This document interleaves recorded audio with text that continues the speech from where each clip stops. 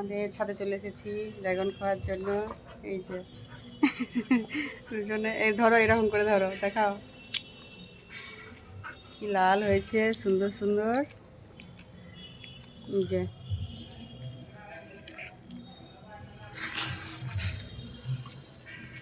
আপনারাও লাগান, কিন্তু লাগিয়ে খান, বীজ চাইলে দেবো, চারা চাইলে দেবো।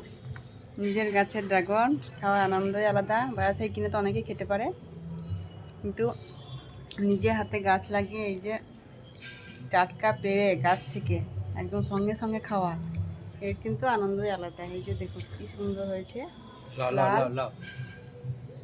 এই ভিডিও দেখলেই সুপার হিট। না, বাহ, খুব সুন্দর খেতে, প্রচণ্ড মিষ্টি। বাজারে কিনা ড্রাগন অনেকেই বলে যে মিষ্টি নয়, কিন্তু বাজারে হয়তো আগের থেকে পেড়ে রাখে, গাছ পাকা হয় না বলে মিষ্টি লাগে না।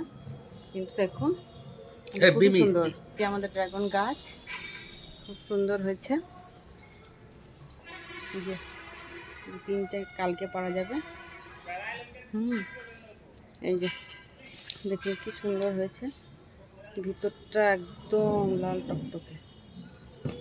এই যে আমাদের ড্রাগন গাছ, এই হচ্ছে তার ফল। কেটে খেয়ে আমরা তো খুবই আনন্দ পেলাম।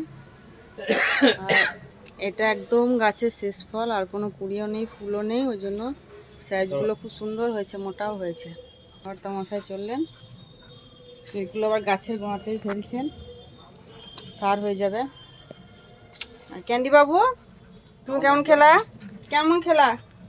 কে খাবে এটা, কে খাবে? এই দেখো ক্যান্ডি আরও একটা খাবে মনে হচ্ছে।